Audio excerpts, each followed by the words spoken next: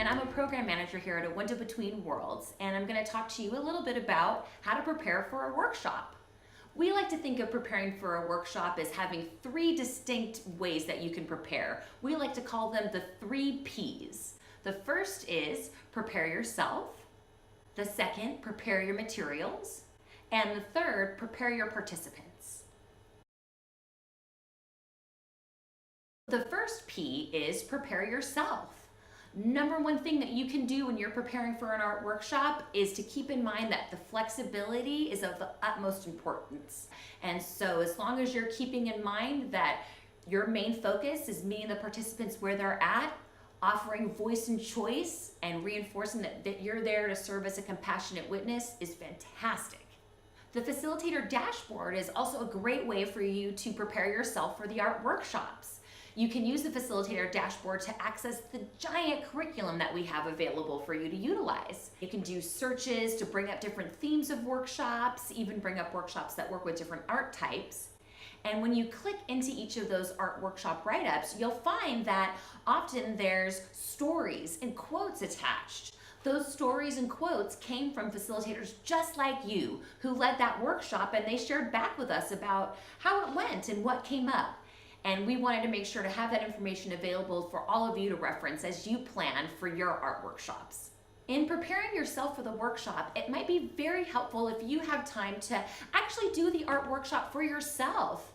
It's a really great way to see what's going to come up for you, so you can navigate through that in a way that works for you, and that way you're able to support yourself and stay self-regulated during the workshop. Also, it's a great way for you to identify things that might come up for your participants as well.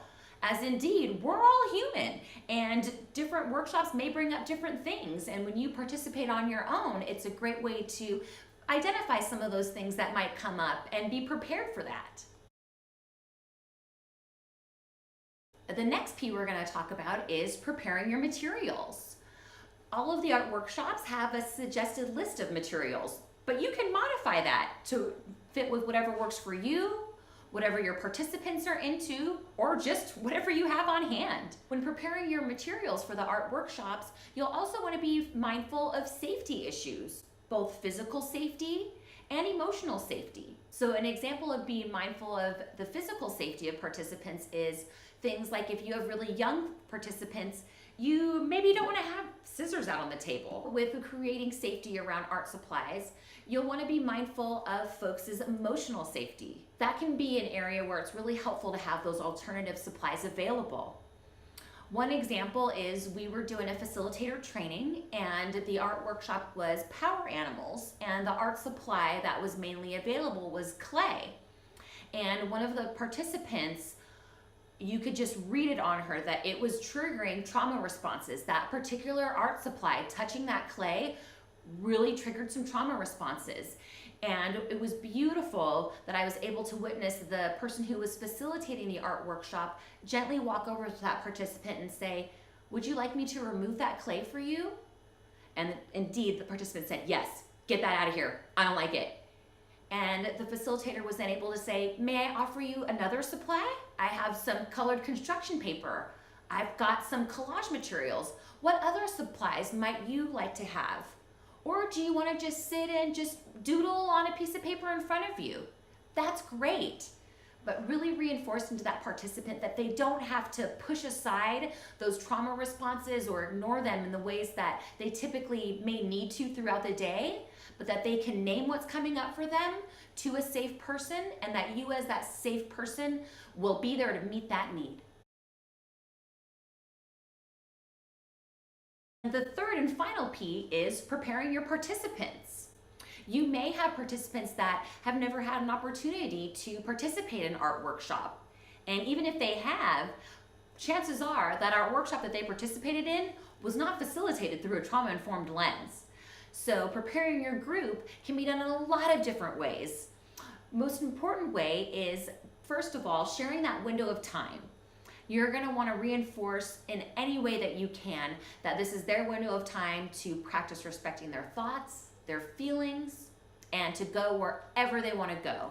reinforcing that every aspect of the art workshop is voluntary, as it's a completely self-directed process, and your job is to be there to serve as a support person as they navigate through that process.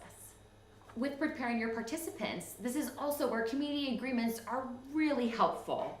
So community agreements are agreements that you as a group, or if you're doing it one-on-one, that you with that individual come up with together. What are the guidelines that we're gonna make sure to abide by during the art workshop time? That way everybody can feel safe to bring their full selves to the process. So co-creating those community agreements together does a couple things. It's a great way for folks to name what's gonna make them feel safe. It's also a great way for you as a facilitator to have those things on a list up in the room so they can be referenced back if need be. If something happens throughout the art workshop where maybe safety is compromised, or you want to make sure to provide an intervention for something that took place, the community agreements are a great way to address that without singling anybody out. Another element of preparing your participants for the art workshop is having a posted agenda. It's nice if you can have an agenda posted in the room, so folks that are more visual learners have that as a reference, and then to go over that agenda, so folks that are maybe more verbal learners have an opportunity to really intake that information as well. So with the agenda, it's a great opportunity to break down each step of the workshop, but really reinforcing that this is their window of time, and observing is participating, so they can completely ignore any and all aspects of the agenda. Can also be a great opportunity for you to say, we have this posted agenda, but this is your group, so maybe we don't get to the second or third portions. That's great. Whatever is gonna be best meeting all of your needs is what I'm gonna make sure to happen. And those are the 3 Ps. Keep in mind, as you prepare for your art workshops, you don't just have the 3 Ps to lean on, you've got the Windows staff. Contact your program manager for any questions, concerns, any needs that you may have. Our #1 job is to be here to support you.